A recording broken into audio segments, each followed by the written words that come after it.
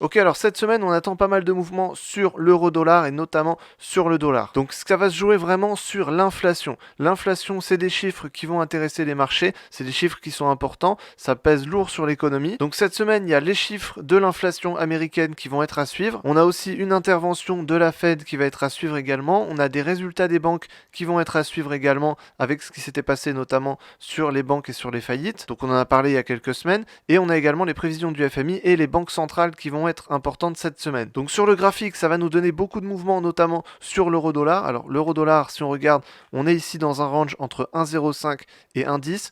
On avait une tendance haussière pour rejoindre les 1,10. On en avait parlé il y a 2 semaines et la semaine dernière également. Ici, cette fois-ci, on a une bougie baissière, on casse une tendance haussière qui avait lieu ici depuis au moins 1 à 2 semaines. Donc là, on repart dans une dynamique baissière. L'objectif ici maintenant, vu qu'on n'a pas passé les 1,10, qu'on est resté en dessous et qu'on rebondit et qu'on repart à la baisse, l'objectif maintenant il est à 1,07 et à 1,05. Donc cette fois-ci, on retourne, on change de sens, on est dans un range, simplement on trade les plus hauts et les plus bas. Donc là, on est en haut du range, on repart dans une dynamique baissière. Donc on vise en premier la moitié du range, à peu près à 1,07, et ensuite le point le plus bas à 1,05. Donc pour l'instant, on reste dans une stagnation. Il va sûrement y avoir de la volatilité cette semaine et la semaine d'après, mais pour l'instant, on reste dans le range entre 1,10 et 1,05. Si on regarde sur d'autres actifs, alors ici, si on regarde sur l'indice du dollar, ça peut être intéressant. On a à peu près le même mouvement avec plus d'amplitude. Donc là, on remarque que le dollar avait descendu, donc la valeur du dollar est descendue, et là, le dollar commence à reprendre simplement de la dynamique haussière. Donc là, on a toujours un range entre 105 et 101. Donc là, on va pouvoir repartir à la hausse. Donc ce qu'il faut comprendre, c'est que pour l'instant, on a plutôt des signes haussiers sur le dollar. Si on regarde également l'or, alors l'or, cette fois-ci, on avait une tendance haussière qui continue. On a une petite dynamique baissière ici. On attend des chiffres sur l'inflation notamment. Si les chiffres sont mauvais et qu'on a des mauvais chiffres et des mauvaises prévisions sur le dollar, ça pourrait tout à fait marquer une hausse sur l'or, puisque l'or est un actif refuge. Donc si on a des mauvaises statistiques sur le dollar, les gens vont se réfugier dans l'or, donc l'or pourrait monter.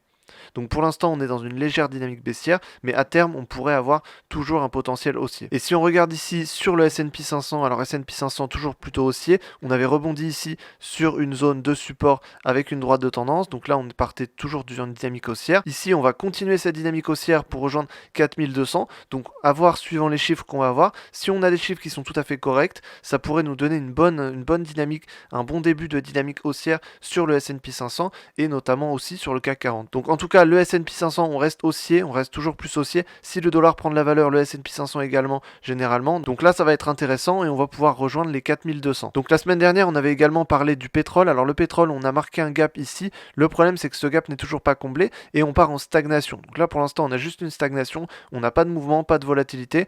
On va attendre un petit peu, mais le scénario est toujours en place. Le scénario, c'était de remplir ce gap ici, donc ce trou de cotation, pour ensuite repartir à la hausse. À mon avis, ça peut toujours se faire, mais il faut attendre puisque là, on a de la stagnation. Si on regarde ensuite le Bitcoin et l'Ethereum, pour l'instant, il s'est rien passé. On est toujours en période de pause là-dessus. On avait une bonne dynamique haussière, un bon début, et finalement, ça part en range, ça finit en stagnation comme ça. Donc là, c'est beaucoup moins intéressant. On va attendre qu'il y ait de la volatilité pour pouvoir prendre des positions. Donc pour l'instant, ça me semble pas être un actif très intéressant pour cette semaine ni pour les prochaines semaines. Peut-être un jour il va se réveiller, ça pourrait être intéressant, mais pour l'instant pas encore. Donc cette semaine, à mon avis, ce qui va être intéressant, c'est l'euro-dollar ici, et avec l'indice du dollar surtout, le S&P 500 qui va suivre notamment par rapport au dollar, et l'or, si jamais on a des mauvais chiffres, ça peut être intéressant également de partir sur l'or. Donc voilà un peu les prévisions pour cette semaine sur les différents marchés. J'espère que je t'ai aidé dans cette vidéo. Si tu as aimé cette vidéo, mets un like juste en dessous, et si tu veux apprendre le trading, apprendre à créer une stratégie trading pour générer des revenus grâce à ça, le lien est dans la description.